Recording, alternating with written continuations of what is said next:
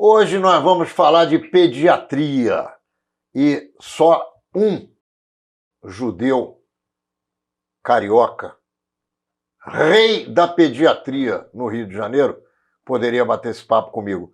É o sujeito que tratou de gerações e gerações e continua tratando de crianças de todas as religiões nascidas no Rio de Janeiro. E também muita gente que traz os filhos do exterior e de várias partes do Brasil para se tratar com o nosso querido Jaime Weissman. Você tá bom, meu irmão?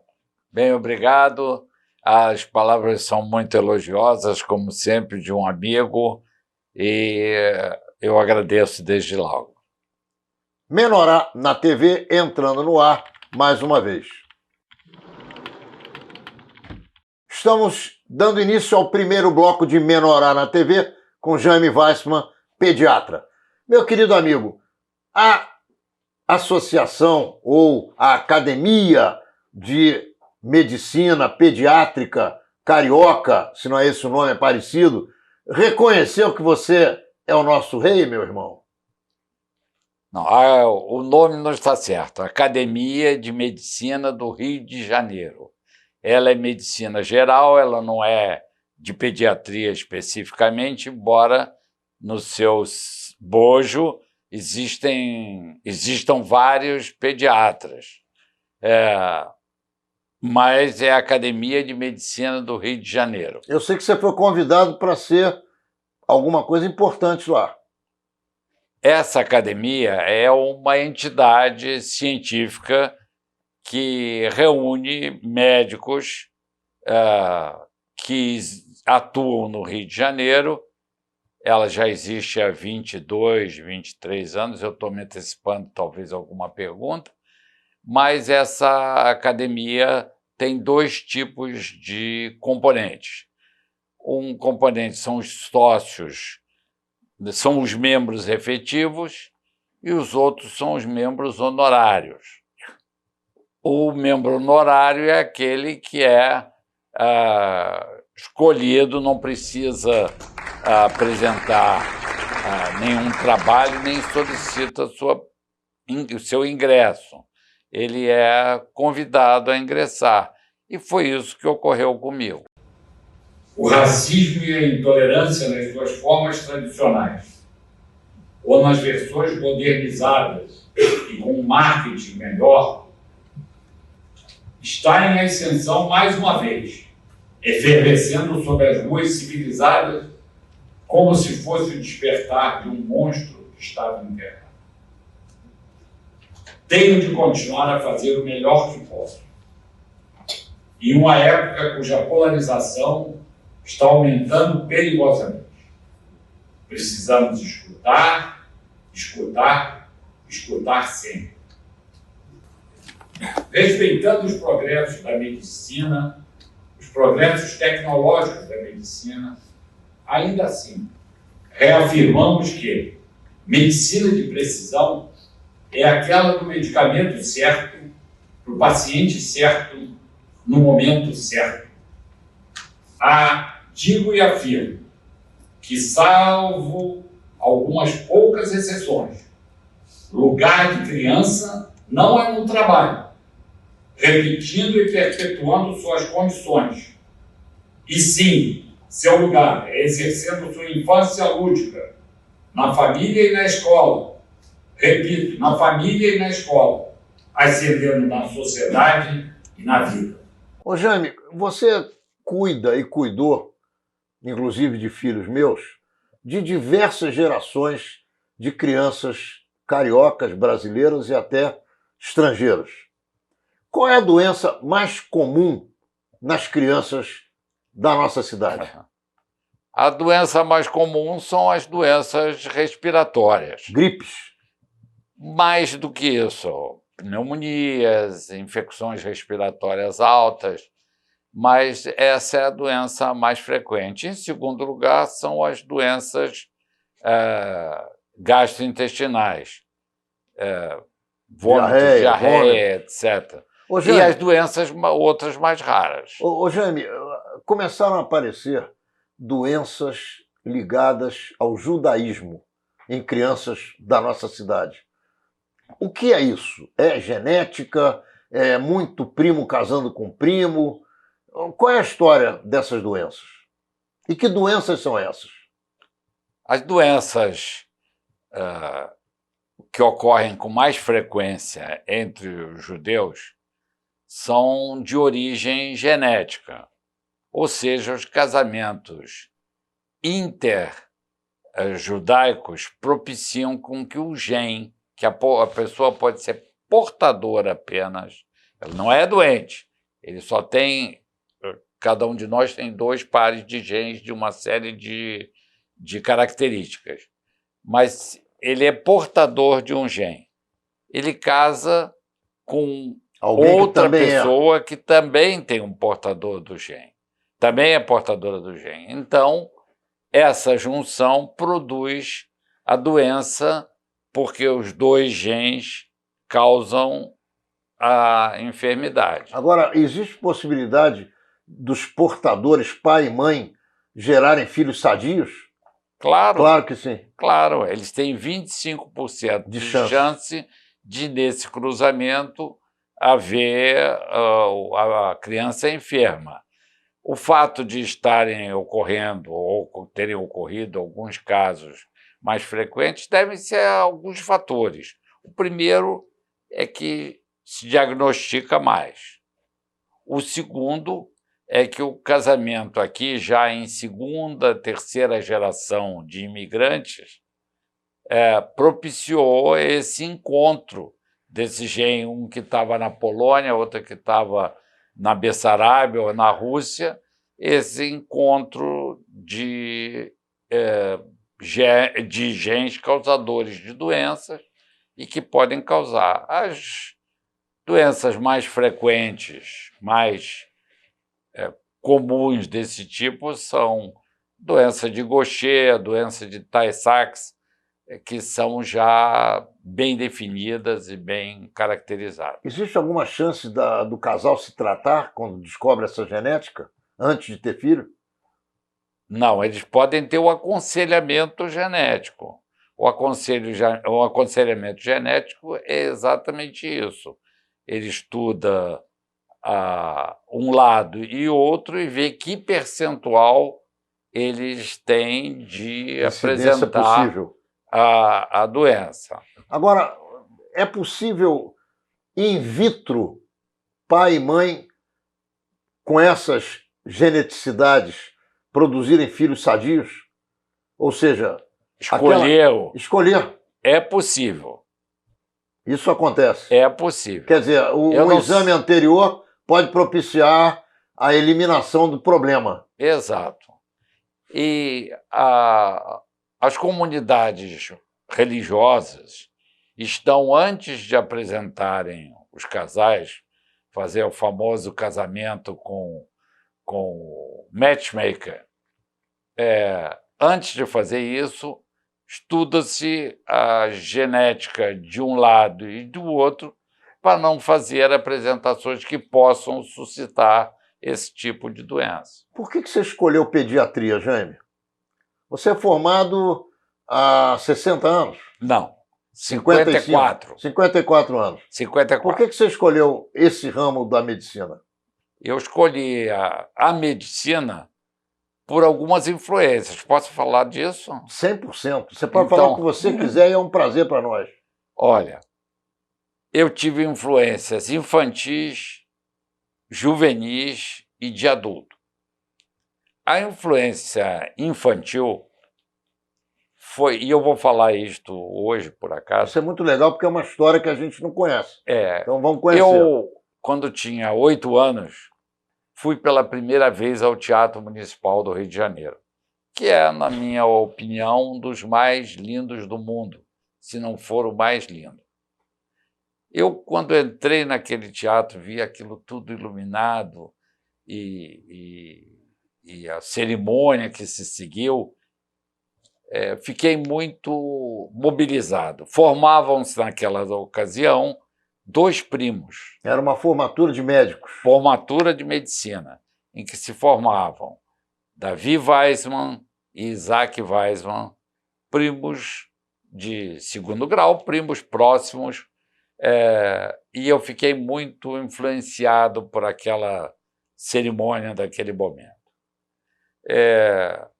18 anos depois, 16 ou 18 anos depois, era eu que me formava lá também no Teatro Municipal, e eu tive a honra de fazer o discurso da turma. Não, o juramento, que foi de Hipócrates, não foi de Maimônides, que eu acho ainda mais bonito que o de Hipócrates, mas fui eu que fiz em nome da turma. Essa foi uma influência infantil. Uma influência juvenil foi de leitura. E eu tive 2 livros que muito me impressionaram, 2 autores. Um famoso daquela época da minha geração, que era o A.J. Cronin, que escreveu A Cidadela, e escreveu o livro que muito me influenciou, que foi As Aventuras da Maleta Negra. Era a história de um médico recém-formado no início do século XX, que vai para o interior da Escócia e passa por várias aventuras, positivas e negativas, e faz a carreira dele no interior, nos Highlands da Escócia. E também um segundo livro, chamado A Saga do Marrano, que não é muito lido nos dias de hoje, mas que todo jovem judeu, principalmente médico judeu, deveria ler. Trata da história de um médico judeu de origem portuguesa, perseguido pela Inquisição, que vem parar no Cone Sul, primeiro no Rio da Prata, depois no Brasil, é perseguido pela Inquisição, e Francisco Maldonado da Silva morre no Peru, na fogueira, perseguido pela Inquisição implacavelmente. A história é verdadeira e muito me impressionou. Quando já são motivações para médico, né? Na atualidade, eu tenho até uma outra motivação, que é um grupo do qual eu participo, chamado Grupo Humanidades na Saúde, que se reúne mensalmente, até mais do que mensalmente, no Hospital Samaritano, aqui do Rio. É comandado pelo Dr. Ricardo Cruz, de uma maneira muito eficiente, e as pessoas saem encantadas com a forma de unir as humanidades e a prática científica médica. A ida para a pediatria foi quase desde o início do meu estudo de medicina. Eu não sou capaz de dizer exatamente qual foi o motivo específico. Acho que eu balancei no meio do curso. Acho que eu pensei em neurologia, hoje eu faria imagem. Eu não sei exatamente qual foi o fator para a pediatria, mas há uma deturpação na ideia de que pediatria, quer dizer, no dicionário está escrito que pediatria, dicionário do Aurélio, é uma parte da medicina que estuda e trata das doenças das crianças. Mas não é só isso. A pediatria hoje começa antes da gestação, exatamente até na ingerência nas questões genéticas, orientando, aconselhando, com um geneticista, por exemplo, e outras situações com o médico de reprodução humana. E, aos poucos, eu fui me encantando e tive a sorte de ter, ao me formar, 54 anos atrás, um hospital que era certamente o melhor hospital de pediatria do Brasil. Não existia para São Paulo, nem para nada, vinha gente de todo o Brasil estudar aqui, que era no Hospital dos Servidores do Estado. Lá havia um ambiente, uma impulsão para o estudo, para a prática, muito importante. E dali eu me desenvolvi. Nós estamos encerrando o primeiro bloco de Menorá na TV com o nosso queridíssimo Jaime Weissman, pediatra das multidões. Não há criança no Rio de Janeiro cujos pais nunca ouviram falar em Jaime Weissman. Isso não existe. Não saia daí. Já já ele vai explicar para a gente no próximo bloco se é difícil tratar de criança e por que criança tem tanto medo de médico. Será que as crianças têm medo de médico ou têm medo do pai e da mãe? Já já a gente volta. Estamos de volta com o segundo bloco de Menorá na TV, entrevistando o Dr. Jaime Weissman, pediatra que cuida de gerações e gerações e continua firme. Jaime, eu sei porque você cuidou da minha filha Yasmin e também, se não me falha a memória, do Bruce e do Patrick, também, do Pedro não, mas que você nunca foi muito simpático com as mães, porque, na verdade, você dizia e diz aquilo que elas precisam ouvir e não o que elas querem ouvir. E aí eu te pergunto, é assim mesmo ou isso aí é conversa fiada? Não é de todo em verdade. Eu cheguei num momento em que eu amoleci muito, eu me modifiquei muito, eu era muito exigente. Como todos nós, quando a gente é jovem, a gente é muito exigente, não só de si mesmo, como das pessoas que estão ao nosso lado. Conforme os anos vão passando, a gente fica mais compreensivo, entende mais as motivações que levam as pessoas a se comportarem de tal ou qual maneira.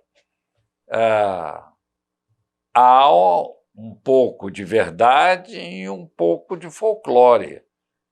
Tenho contato com clientes antigas que contam histórias absolutamente fantasiosas a respeito da nossa relação, mas alguma coisa é de verdade, ou muita coisa é de verdade.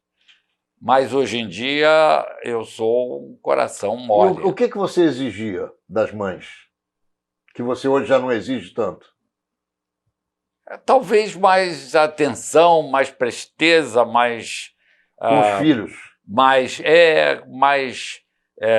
dedicação, mas hoje eu vejo que a vida é um pouco diferente. As mães, apesar de serem ainda bastante atenciosas, firmes no contato com os filhos, têm mais atividades fora do lar. Eu me lembro de uma oportunidade que eu falei para minha mulher, olha, tem que ligar pro Jaime, cara. O cara tá aí, o moleque tá assim, assado, nem me lembro o que era. Liga você. Eu não vou ligar, porque eu já liguei 5 vezes e ele quase me comeu pelo telefone. Falei, olha, então eu vou ligar, porque tem que ligar. Você, Jaime, olha só, sou o Rony e tal. Cocei a cabeça. Fala, Rony, o que é? Tá acontecendo isso? A fulana, já não me lembro qual foi a fulana. São tantas que eu já nem me lembro qual foi. A fulana ligou e você falou isso, falou aquilo. Não, mas é isso mesmo, tem que trazer o moleque aqui, a menina, não sei, não me lembro quem era a criança. Então, na verdade, tudo isso é folclore. Eu acho que mais do que isso, é a maneira pela qual o paciente ou o familiar do paciente chega até você. Como ele conversa contigo. Porque eu nunca tive problema nenhum com você. Tive vários filhos lá sendo tratados por você e sempre eu levava os meus filhos e sempre tive a melhor relação contigo do mundo. Muitas vezes a pessoa ouve o que você está dizendo e daqui a 2 minutos liga de novo para perguntar a mesma coisa. Eu acho que é por aí. E aí é que você não vai aguentando muito esse tranco, não é isso não? Bom, as palavras que você disse são sábias. É mais ou menos por aí. É que também dentro de cada pessoa existe o que a gente fala e o que a gente ouve. Ao ouvir uma explicação, um tom de voz, eu tenho uma voz muito forte, como a pessoa pode ficar... Como está se ouvindo aí. Eu tive durante algum tempo que me policiar, porque a minha voz Assustava. assustava às vezes. E eu reconheço isso. Mas o tom sempre foi de carinho, de atenção e, mais que tudo, de preocupação com a saúde da criança. Eu não tenho a menor dúvida disso e sou testemunha ocular e factual do teu trabalho. Por que as crianças têm medo de médico? E não são todas, algumas. Eu diria que 99,9% tem medo do médico numa faixa de idade. A faixa de idade é entre 9 e 10 meses e 2 anos e meio. Então, o que acontece? Eu não tenho explicação, isso não está nos livros. Eu imaginei, com o tempo de atividade, com a experiência, que isso se deva à dificuldade da linguagem. Ou seja, até esta idade, a criança não compreende o sentido direto das palavras. Até 9, 10 meses ela não tem absolutamente medo. Só quando o médico faz uma interferência. Quer dizer, uma injeção, seja, quando se fazia uma vacina, um abrir a boca, qualquer coisa desse gênero, conter, segurar. Depois disso, até os 2 anos e meio, ela não tem a explicação do que está acontecendo. Ela chega no colo, caminhando já, chega a um local, um médico, uma pessoa... Que ela não sabe quem é, ela não tem intimidade. Ou já reconhece depois de 1 ano e pouco e já chora no corredor, tira sua roupa, faz ela se sentar numa balança ou ficar em pé do lado da balança e apalpa, mexe. Isso é um pouco estranho, não é? É um pouco estranho. E eu não tenho sequer, embora verbalize, embora eu explique, não tenho condições de acalmar com palavras. Passam-se os meses e eu consigo verificar que, próximo do estabelecimento da compreensão da linguagem, do entendimento, eu consigo explicar o que vai acontecer, o que é que eu vou fazer, digo cada passo do exame. E aí, então, a criança, compreendendo, já não reage, já não tem mais medo de médico. Eu posso classificar, depois de 2 anos e meio, em menos de 5%, menos de 1% as crianças que têm... Jaime, qual é a importância de verdade da circuncisão aos 8 dias de nascido para um homem de qualquer religião, de qualquer natureza, de qualquer credo, enfim, que esteja vivo? Olha, esse é um tema que você me colocou aqui na parede, mas eu não vou ficar em cima do muro. Ele é objeto de estudos, de publicação de livros em vários idiomas, traduzidos em vários idiomas. E ele tem uma origem remota na sua explicação psicanalítica e histórica, antropológica, melhor dizendo. Os homens, na pré-história, tinham grande competição com os seus filhos homens que nascessem, porque eles dominariam a tribo e dominariam as mulheres das tribos. A compreensão, certamente, essa linha de compreensão não é a linha religiosa. É uma compreensão antropológica, você colocou, e social. E social. Então, eles tinham essa visão de que o homem era ao mesmo tempo que eram braços para ele trabalhar junto Era ao quem mesmo o iria tempo bater. uma ameaça que o iria destruir daqui a alguns anos. Então, muitas vezes, havia o filicídio, ou seja, a morte dos filhos pelo pai. Isso tem muitos estudos em livros. Então, a circuncisão representaria a retirada de uma parte do pênis que não faria diferença na evolução. Isso tem uma expressão em latim que diz pars per totum, uma parte pelo todo. A partir daí, inúmeras tribos, sociedades passaram a usar a circuncisão como meio do pars per totum, da mesma maneira que é pecado você agredir o pai e a mãe, os 10 mandamentos, tudo o resto. Para a parte médica, hoje se explicam benefícios da circuncisão. É sabido e é comprovado que os circuncisados propiciam que suas mulheres tenham menos doenças ligadas ao sexo, como, por exemplo, o HPV, o vírus HPV. É transmitido muito menos por homens circuncisados do que por homens não circuncisados. Há sociedades no mundo que circuncisam todas as pessoas, independente da sua religião. Nos Estados Unidos, por exemplo, circuncisam todas as pessoas.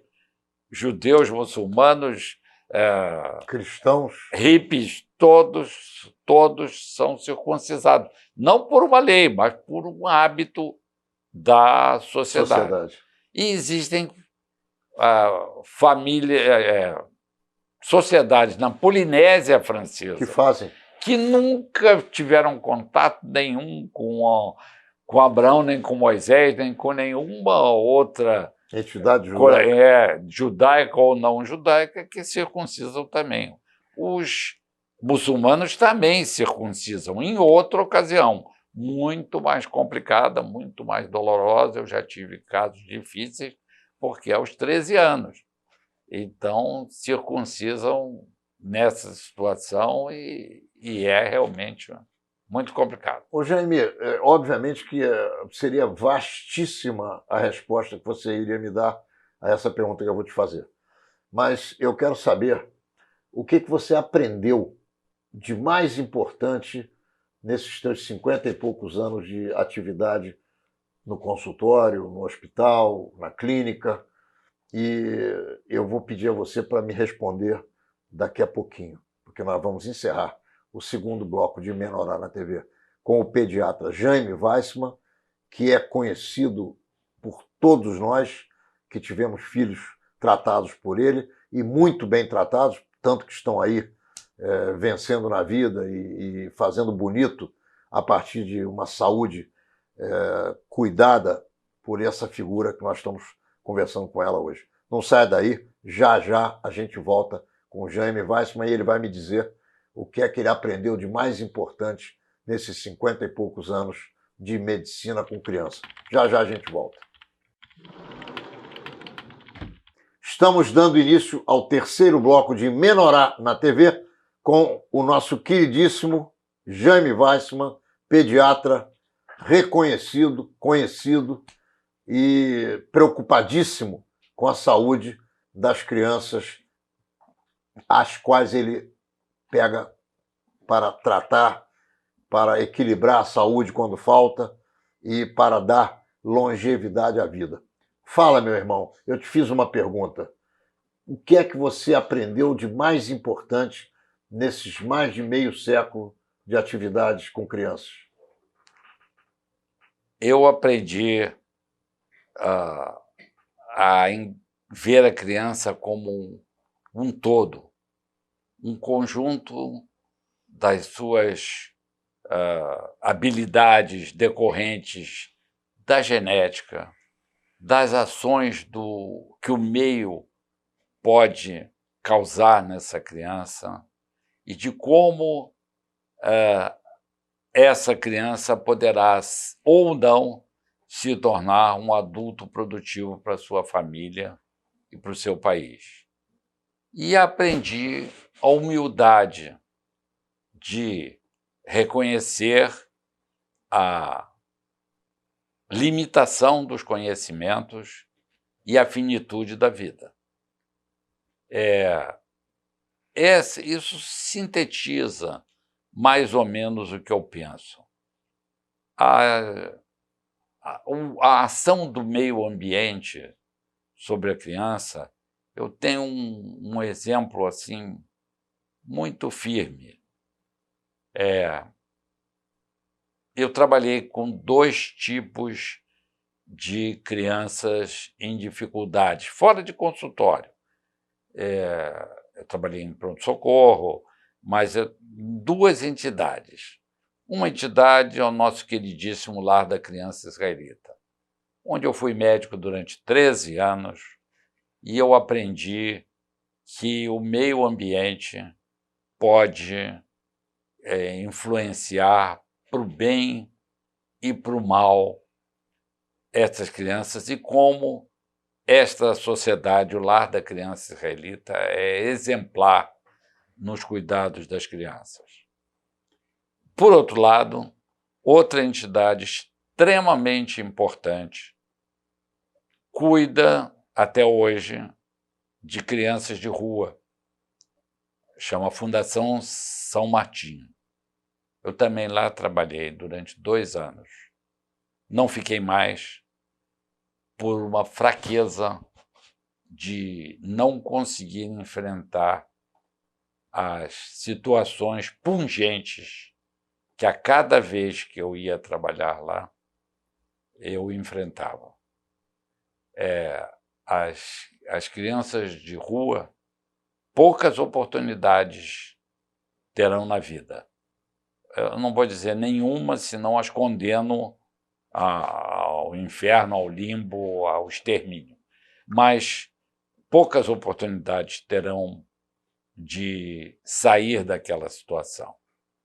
E, por mais que se esforce, a Fundação São Martinho, que é uma sociedade da maior importância, ligada à Cúria Metropolitana, ligada à ação social da Igreja, tem muita dificuldade de dar assistência a essas crianças. E eu aprendi isso tudo numa mescla de atividades. A gente, quando é jovem, corre de um lado para o outro, vai de um lado para o outro. À medida que o tempo vai passando, a gente vai diminuindo essa busca incessante da perfeição, de não errar. Essa busca continua, mas a gente aprende-se a se conformar. Com menos ansiedade. Com menos ansiedade, aprende-se a se conformar com a limitação dos nossos conhecimentos, a pedir ajuda a colegas de outras especialidades e da própria especialidade. E até o meu tipo de trabalho nos últimos anos me propicia isso, porque eu trabalho junto com outros médicos, pediatras. E aí, quando a gente tem uma dificuldade num diagnóstico, numa condição difícil, tem humildade de chamar, vem aqui dar uma olhadinha num caso, um chama o outro, e essa ação conjunta sempre traz um benefício para o próprio paciente. Ô, Jaime, existe milagre? Você já viu alguma coisa que você não acreditou? Alguém que você achou que não ia durar e se recuperou e no final foi campeão mundial de futebol? Se você quiser chamar isso de milagre, tá bem, eu já vi alguns. Mas para eu não chamar de milagre, eu preciso que você me explique como é que a coisa aconteceu. Eu quero te dizer que é pulsão de vida e pulsão de morte. Quer dizer, tem pessoas que são estruturalmente mais resistentes às agressões da sua própria limitação, que são resistentes ao meio ambiente, que são resistentes às agressões que sofrem, por exemplo, de bullying, de bandidagem. Nós vemos isso no dia a dia.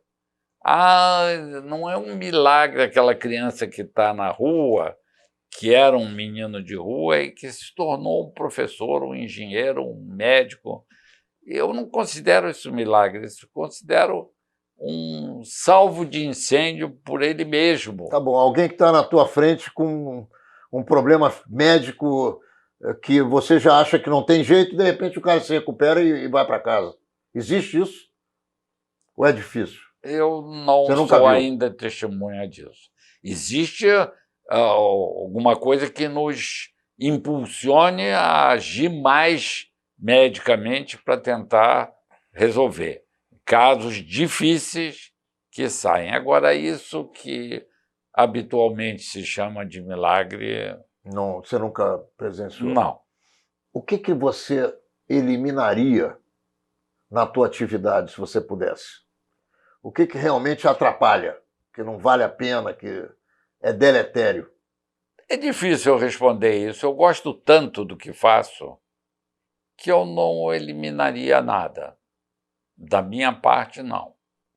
Qual é a melhor parte da tua profissão? É ver a recuperação de um doente? Isso. É ver não só a recuperação do doente, mas ver as crianças crescerem. Eu digo que na época que se comprava ingresso de cinema na bilheteria, hoje a gente compra pela internet, né?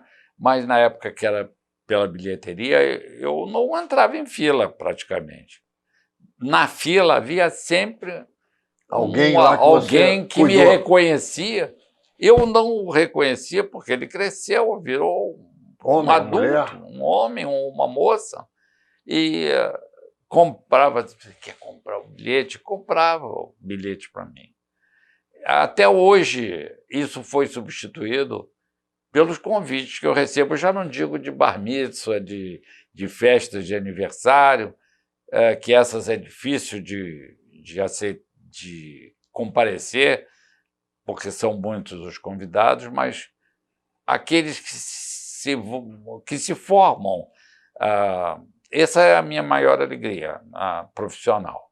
Aqueles que me trazem um convite de sua formatura. E o que te traz filho quando que você cuidou? Quando traz na formatura de médico, é maior ainda. Eu quero só contar, antes de responder essa pergunta, que eu também fico doente, eu também sou uma pessoa normal. Então, algum tempo atrás, eu me internei num hospital do Rio e o cardiologista veio passar a visita. E com ele vieram 3 assistentes. Todos 3 tinham sido ex-clientes meus. A minha alegria e o cuidado que eles tiveram comigo é um compensador de qualquer dia de aborrecimento ou de sono mal resolvido. Isso é o mais importante. E quando o sujeito traz o filho dele, ele que você cuidou, que cresceu, que se casou e que vem com um filho para você cuidar? Como é que funciona na tua cabeça? É uma grande emoção. Hoje, 80% dos meus clientes foram ex-clientes. São filhos de clientes? São filhos de clientes. Ou seja, ou o pai ou a mãe, ou ambos foram meus clientes.